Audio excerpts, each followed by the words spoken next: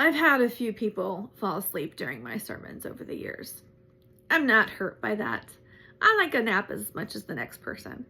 And I know that I'm not everyone's cup of tea when it comes to preaching. But I am concerned about the person who comes to church each week and hears the word of God and it never takes root. I'm concerned about the person who's distracted and the person who abandons the word of God when it gets tough.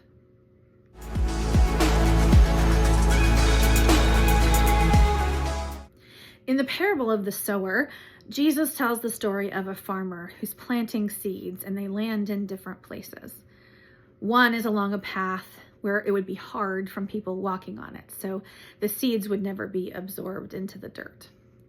And then another time or another place it lands is in a rocky area where a lack of moisture would cause the plant to wither. It would grow, but only so much. And then sometimes seeds land on thorns, which would also allow the plant to grow, but would ultimately choke the plant and it would die.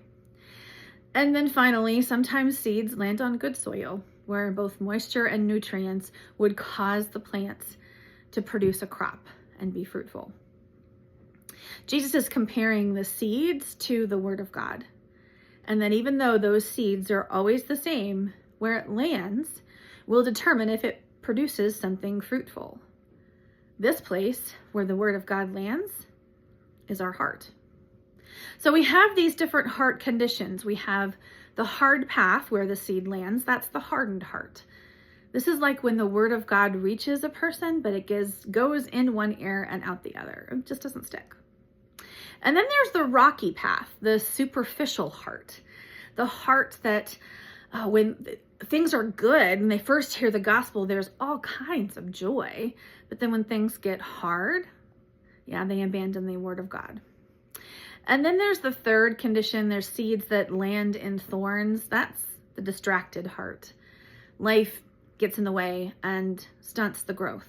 Riches and pleasures are not bad things. In fact, they're good gifts from God, but they can distract us from our purpose when we don't prioritize Jesus over them. These things often take priority in our lives over the Word of God. I've had a few people fall asleep during my sermons over the years. I'm not hurt by that. I like a nap as much as the next person.